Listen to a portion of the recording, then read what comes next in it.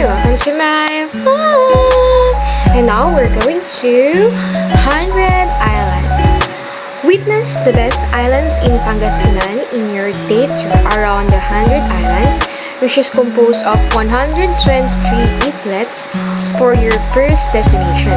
The Governor's Island is a perfect place both for swimming, sightseeing, and snorkeling.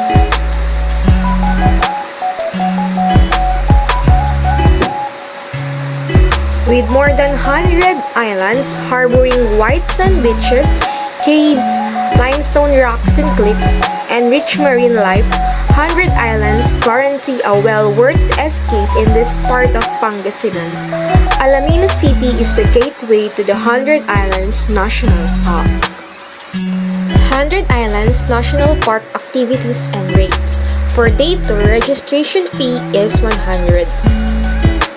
Environmental fee is 60, entrance fee is 30, and insurance fee is 10.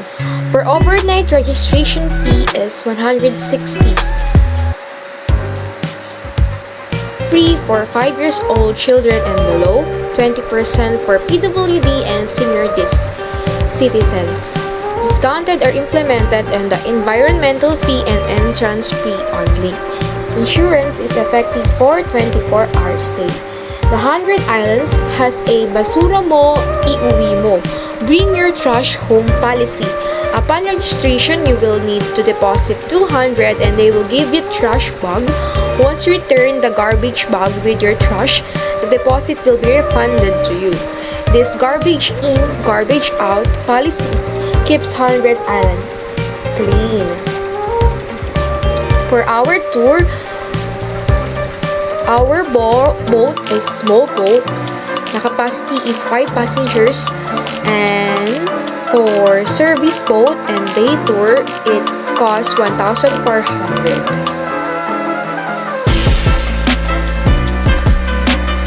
Discover one of the Asia's premier natural wonders and tourist destinations. The 100 Islands National Park is the first national park and protected area located in Alaminos City, Pangasinan, in the northern Philippines. The islands, totaling 124 at low tide and 123 at high tide, are scattered in Lingayen Gulf, covering an area of 16.76 square kilometers. Only 4 of them have been developed for tourism. The Marcos Island, the Governor Island, Quezon Island, and the Children's Island. Tourist arrivals are increasing every year. There are water activities offered in the developed islands in 100 Islands, such as kayaking, jet ski, banana boat, helmet diving, and scuba diving, and many more. Wall climbing, rappelling, and zip lining from one island to another are also available in 100 Islands. You will also enjoy island hopping, where you can visit some of the undeveloped islands of 100 Islands because it is part of the boat tour package when you go to 100 Islands. And we are here at the Pilgrimage Island.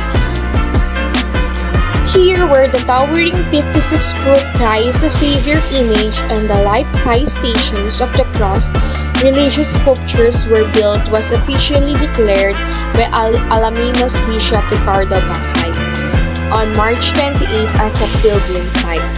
Your Alaminos City visit and 100 Islands National Park Eco Tour will never be complete without the Pilgrimage Island trek and seeing a 56-foot statue of Jesus Christ the Savior and the Stations of the Cross atop the island and enjoying the absolutely magnificent 300-degree view of the city's 1,844-hectare marine park.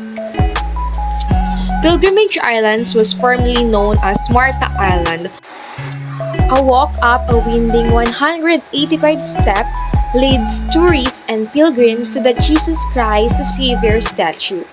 Those who opt to visit and complete the 14 stations of the cross first could take the 1.02-kilometer trek, which covers 1,413 steps from the beach.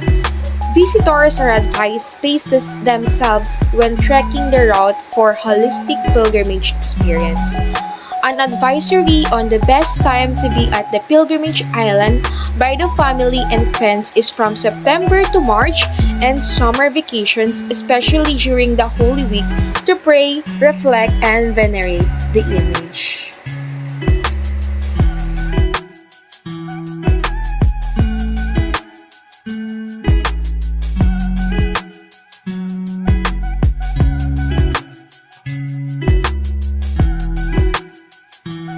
And now we're going to Cuenca Cave and Baths. The Cuenca Cave is a shallow cave on a separate island just near the Children's Island. What we'll see inside this cave are some smooth and light yellowish rocks which match the exact features of its walls. We see how intact some limestone formation in certain sections of this cave are for surviving hundreds of years of changes in climate. This cave has a smaller opening on the opposite sides. It's already at the edge of the rear of the island.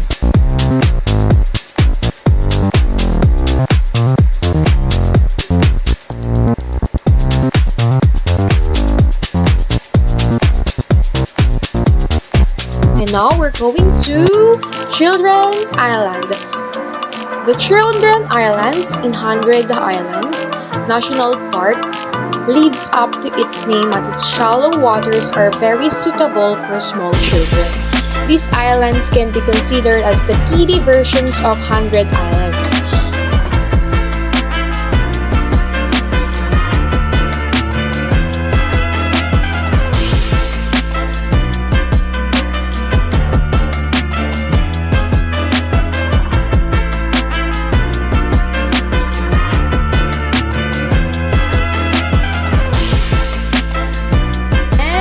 We are at Quezon Islands. Quezon Islands fun activities at 100 Islands. The Quezon Islands can be considered as 100 Islands Activity Center because aside from its many islands, this jam-packed place is the only place where you see a lot of different fun activities happening.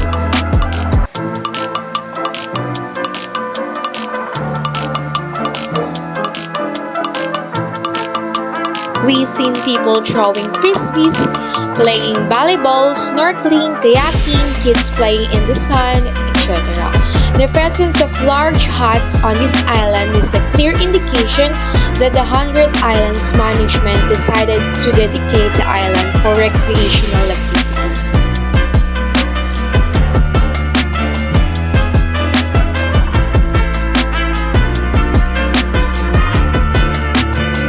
Before we got to these islands, coming from the Marcos Island, we were toured to some interesting nearby islands, looking at the various forms and shapes of this beautiful island mix with our natural creative thinking. Let us enjoy our trip much more.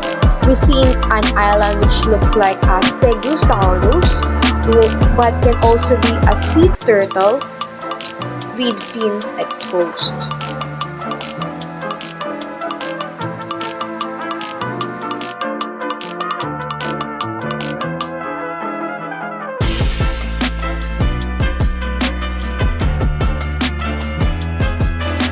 After our short stroll around this island, we never had to rent a hut when we rested because there are several trees and tall rocks on this island which can give us shade.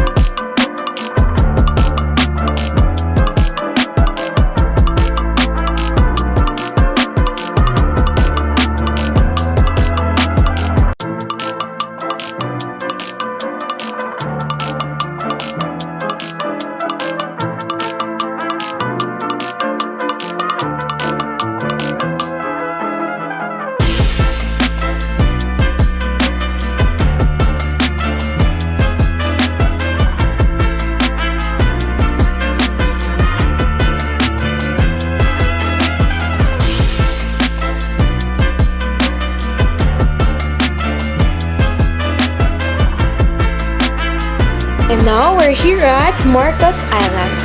Marcos Island has a fantastic beach and a natural swimming pool that is great combo for swimming enthusiasts who will not be tempted to swim in the beach, clean and clear water, which is surrounded by the wonderful view of the nearby islands on a nice sunny day. What's so great about this beach is its shore's very gentle waves. This group of islands is protected from the large waves coming from the open sea by the bigger islands on its northern part.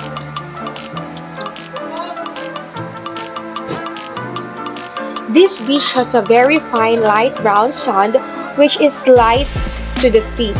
I felt its softness in every step I made.